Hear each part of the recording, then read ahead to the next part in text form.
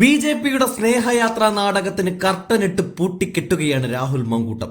പെസഹ അപ്പവുമായി അരമനകൾ തോറും കയറിയിറങ്ങി സ്നേഹം വിളമ്പിയിരുന്ന ബി.ജെ.പി നാടകം ഇക്കുറി മുതൽ വേണ്ടെന്ന് ബി.ജെ.പി പറഞ്ഞിരുന്നു.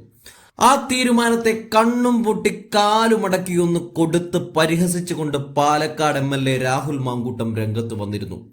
അപ്പവുമായി പോയില്ലെങ്കിലും കുഴപ്പമില്ല, അരമനകളിലേക്ക് പിച്ചാത്തിയുമെന്തി പോകാതിരുന്നാൽ മതിയെന്നായിരുന്നു രാഹുലിന്റെ പരിഹാസം. കേരള ക്രിസ്ത്യാനികളുടെ വോട്ടൊന്നും ബി.ജെ.പി കളത്തിൽ വീടില്ലെന്നുറപ്പായതോടെയാണോ സ്നേഹയാത്രാ നാടകം നടത്തി ഇനി മെനക്കെടണ്ട എന്ന തീരുമാനം ബി.ജെ.പി നടത്തിയത് എന്നാണ് പൊതുവെ ചർച്ചകൾ. മാങ്കൂട്ടത്തിലിന്റെ പരിഹാസത്തിൽ മനം നൊന്ത ബി.ജെ.പിയും ആർ.എസ്.എസും രാഹുലിനെതിരെ കേസ് കൊടുത്തിരുന്നു. എന്നാൽ മാങ്കൂട്ടം പത്രസമ്മേളനം വിളിച്ച് എണ്ണി കണക്കുകൾ നിരത്തി ആർ.എസ്.എസിന്റെ വായടപ്പിക്കുന്ന വീഡിയോ കാണാം. ഇന്നലെ ബി.ജെ.പിയുടെ നേതാക്കന്മാർ എൻ്റെ ഒരു പരാമർശവുമായി ബന്ധപ്പെട്ടൊരു കേസും കൂടി കൊടുത്തിട്ടുണ്ട്. അതൊന്നും പ്രശ്നമുള്ള കാര്യമല്ല. കേസൊന്നും ഇപ്പം കഴിഞ്ഞ തെരഞ്ഞെടുപ്പിൽ ഞാൻ മത്സരിക്കുമ്പോൾ തന്നെ പിന്നെ എത്ര സപ്ലിമെൻറ്റുകളിലാണ് കേസിൻ്റെ പരസ്യം കൊടുക്കേണ്ടി വന്നതെന്നൊക്കെ നിങ്ങൾക്ക് എല്ലാവർക്കും അറിയാം. അതുകൊണ്ട് ആർ.എസ്.എസിനെതിരെ സംസാരിച്ചതിൻ്റെ പേരിൽ ബി.ജെ.പിക്കെതിരെ സംസാരിച്ചതിൻ്റെ പേരിൽ കേസിൻ്റെ എണ്ണം കൂടിക്കഴിഞ്ഞാൽ അത് ഈ രാജ്യത്ത് ഒരു അലങ്കാരമായി കൊണ്ടു നടക്കുന്ന ഒരു മതേതര ബോധ്യമുള്ള ഒരാളാണ് ഞാൻ. അപ്പോൾ എന്താ വിഷയം? അതായത് കഴിഞ്ഞ വർഷം ബി.ജെ.പി നടത്തിയ ഒരു നാടകമുണ്ടായിരുന്നു, സ്നേഹയാത്ര. അരമനകളിലേക്ക് അതുപോലെ തന്നെ ക്രിസ്ത്യൻ കുടുംബങ്ങളിലേക്കുമൊക്കെ നടത്തിയിരുന്നൊരു സ്നേഹയാത്രയുണ്ട്, പെസഹാപ്പവുമായിട്ട് പോകുന്നൊരു യാത്ര. എന്നാൽ ഈ വർഷവും നടത്തിയില്ല. ഈ വർഷവും നടത്താതിരുന്നപ്പോൾ നമ്മൾ സ്വാഭാവികമായിട്ട് നമ്മൾ പറഞ്ഞതിൽ ഉറച്ചു നിൽക്കുകയാണ്, നിങ്ങൾ പെസഹാപ്പവുമായിട്ട് വന്നില്ലെങ്കിലും സാരമില്ല, പിച്ചാത്തിയുമായിട്ട് വരാതിരുന്നാൽ മതി എന്നൊരു പരാമർശം ഇന്നലെ ഞാൻ നടത്തിയതുമായിട്ട് ബന്ധപ്പെട്ടിട്ടാണ് അവർ കേസ് കൊടുത്തിരിക്കുന്നത്. ഇന്നലെ അഹമ്മദാബാദിലെ ഒഡാവിൽ ക്രൈസ്തവ ദേവാലയത്തിന് നേർക്ക് നടന്നത് എന്താണ്? ഞാൻ നാട്ടിൽ കലാപ ആഹ്വാനം നടത്തുന്നു എന്നാണ് പറഞ്ഞത്. എന്ത് കലാപാഹ്വാന? നിങ്ങൾ ചെയ്യുന്നൊരു ചെയ്ത്തിനെ പറ്റി പറഞ്ഞാൽ അത് കലാപാഹ്വാനാകുമെങ്കിൽ നിങ്ങളുടെ പ്രവൃത്തിയാണ് നടത്തേണ്ടത്. ഇന്നലെ അഹമ്മദാബാദിലെ ഒഡാവിൽ ഒരു ക്രൈസ്തവ ദേവാലയത്തിൽ, ഇന്നത്തെ ദിവസത്തിന്റെ പ്രത്യേകത അറിയാവും, ലോകത്തുള്ള മുഴുവൻ ക്രിസ്തീയ മതവിശ്വാസികളും ക്രിസ്തുദേവന്റെ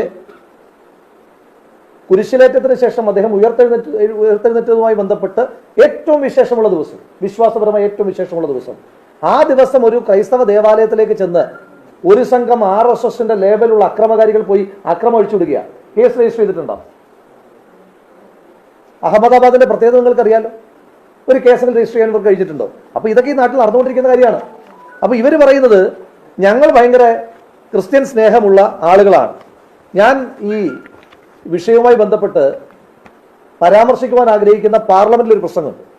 വഖഫുമായി ബന്ധപ്പെട്ട് പ്രസംഗം നടത്താൻ നേരം പഞ്ചാബിൽ നിന്നുള്ള PCC അധ്യക്ഷൻ അമരീന്ദർ സിംഗ് രാജാബ്രാർ അദ്ദേഹം നടത്തിയ പ്രസംഗമുണ്ട്. ഞാൻ ഈ വഖഫ് ബില്ലിനെ എതിർക്കുകയാണ്, ബി.ജെ.പിയുടെ പരിഷ്കാരത്തെ എതിർക്കുകയാണ്.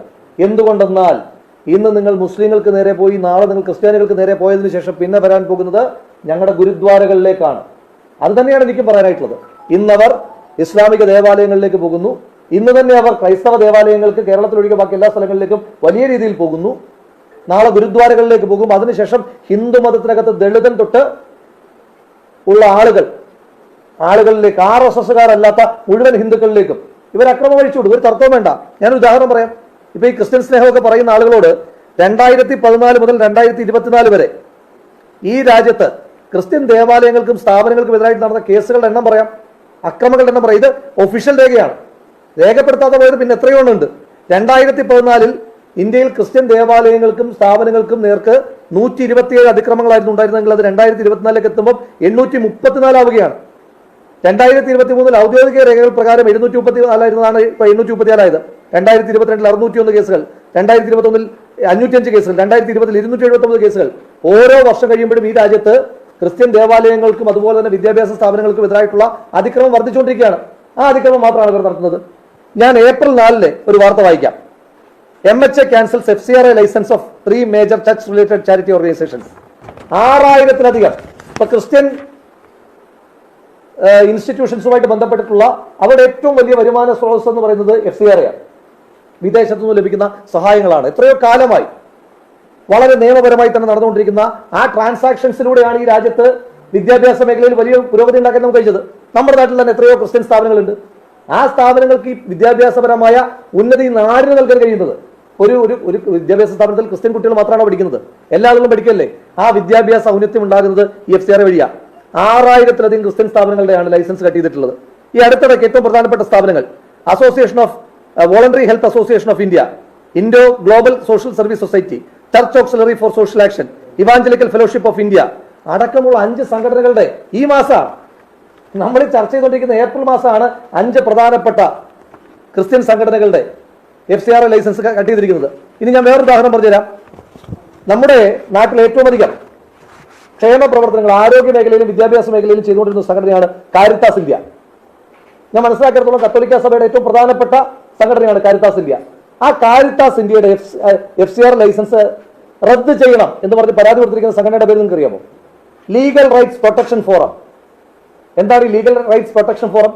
കത്തോലിക്ക സഭയുടെ ഏറ്റവും പ്രധാനപ്പെട്ട സേവന സംഘടനയായ കാരിത്താസ് ഇന്ത്യയുടെ ലൈസൻസ് കട്ട് ചെയ്യണമെന്ന് പറഞ്ഞ് പരാതി കൊടുത്ത സംഘടന RSS സംഘടനയാണ്. അവരുടെ പരാതി എന്താ അറിയോ? കത്തോലിക്ക സഭയുടെ കീഴിലുള്ള കാരിത്താസ് ഇന്ത്യയുടെ രാജ്യസുരക്ഷയ്ക്ക് അപകടമാണ്. ആഭ്യന്തര മന്ത്രാലയത്തിന് നൽകിയ പരാതിയിലാണ് പറഞ്ഞത്. കത്തോലിക്ക സഭ ഈ രാജ്യത്തിന്റെ രാഷ്ട്ര സുരക്ഷയ്ക്ക് ഏതെങ്കിലും തരത്തിൽ ഇന്നത്തെ ദിവസം വരെ ഭീഷണി ഉയർത്തിയിട്ടുള്ള ഒരു സംവിധാനമാണ്. എത്രയോ മനുഷ്യന്മാരെ സഹായിച്ചിട്ടുള്ള സംഘടനയാണ്. ഇനി നമ്മുടെ പാലക്കാടുണ്ടല്ലോ ഉദാഹരണം. എന്നിട്ട് ഇവർക്ക് ഈ കപട സ്നേഹം ഉണ്ടായത് പാലക്കാട്ട് ചിറ്റൂരിൽ തത്തമംഗലത്ത് ക്രിസ്മസ് ആഘോഷം അലങ്കോലപ്പെടുത്താൻ പോയതാരാ? RSS പശ്ചാത്തലമുള്ള RSSന്റെ പ്രവർത്തകരല്ലേ? അപ്പൊ ഒരു വശത്തു കൂടി അതിശക്തമായി മണിപ്പൂരിൽ ഇന്ത്യയുടെ പ്രധാനമന്ത്രി മണിപ്പൂർ പോലെ ഒരു സംസ്ഥാനത്ത് ഇത്ര രൂക്ഷമായ കലാപം ഉണ്ടായിട്ട് തിരിഞ്ഞു നോക്കിയിട്ടുണ്ട്. ആ കലാപബാധിതരായ മനുഷ്യന്മാരെ ഒന്ന് ചേർത്ത് പിടിക്കുവാൻ, ആശ്വസിപ്പിക്കുവാൻ ഒരു വാക്ക് കൊണ്ടെങ്കിലും ഇന്ത്യയുടെ പ്രധാനമന്ത്രി ശ്രീ നരേന്ദ്രമോദി തയ്യാറായിട്ടുണ്ടോ? ഇനിയും കഴിഞ്ഞ ദിവസം ഞാൻ കണ്ടു BJPയുടെ ഉത്തരവാദിത്തപ്പെട്ട ചില നേതാക്കന്മാർ പറയുകയാണ്, കോൺഗ്രസുകാർക്ക് കഴിയുമോ ഇങ്ങനെയൊക്കെ ചെയ്യാൻ, ക്രിസ്ത്യാനികളെ ചേർത്ത് പിടിക്കാൻ കോൺഗ്രസുകാർക്ക് കഴിയുമോ എന്ന് ചോദിച്ച BJP നേതാവിനോട് ഞാൻ പറയാൻ ആഗ്രഹിക്കുന്ന മറുപടി, 2023 നവംബർ മാസം 2-ാം തീയതി ഛത്തീസ്ഗഡ് തെരഞ്ഞെടുപ്പുമായി ബന്ധപ്പെട്ട് ആ ഛത്തീസ്ഗഡിൽ പ്രചരണത്തിന് പോയ ഇന്ത്യയുടെ ആഭ്യന്തരമന്ത്രി, BJPയുടെ ഏറ്റവും പ്രധാനപ്പെട്ട നേതാവ്, BJPയുടെ 2ാം നമ്പർ നേതാവ് ശ്രീ അമിത്ഷാ, അദ്ദേഹം ഛത്തീസ്ഗഡ് ഗവൺമെന്റ് എന്താ വിളിച്ചറിയാവോ? Corruption conversion government. എന്താ വിഷയം അറിയാമോ? അവിടെ ക്രിസ്ത്യൻ ഇൻസ്റ്റിറ്റ്യൂഷൻസ്, ഛത്തീസ്ഗഡിൽ പ്രവർത്തിക്കുന്ന എല്ലാ ക്രിസ്ത്യൻ ഇൻസ്റ്റിറ്റ്യൂഷൻസിനും RSSന്റെ അക്രമങ്ങളിൽ നിന്ന് പരിരക്ഷിച്ചു നിർത്തി എന്നുള്ളതാണ് ശ്രീ ഭൂപേഷ് ബാഗൽ എന്ന് പറയുന്ന കോൺഗ്രസ് മുഖ്യമന്ത്രിക്കെതിരായിട്ട് അമിത്ഷാ ഈ ഗുരുതരമായ ആരോപണം ഉന്നയിക്കാനായിട്ടുള്ള കാരണം. കറപ്ഷൻ കൺവേർഷൻ ഗവൺമെന്റ് എന്നാണ് വിളിച്ചത്. അതിന്റെ പേരിൽ ഞങ്ങൾക്ക് ആ സംസ്ഥാനം നഷ്ടമായി. പരാതിയില്ല. ഒരു സംസ്ഥാനമല്ല, ഈ രാജ്യത്തിന്റെ ഭരണം പോയാലും ഈ രാജ്യത്തെ എല്ലാ മതവിശ്വാസികളെയും മതമില്ലാത്തവനെയും ചേർത്ത് പിടിച്ചതിന്റെ പേരിൽ അധികാരം പോവുകയാണെങ്കിൽ പൊയ്ക്കോട്ടെ. നിങ്ങളുടെ അതിക്രമത്തിൽ നിന്ന് അവരെ സംരക്ഷിക്കുന്ന കവചമായി ഞങ്ങൾ പ്രവർത്തിക്കും. ഞങ്ങളുടെ ഉദാഹരണങ്ങൾ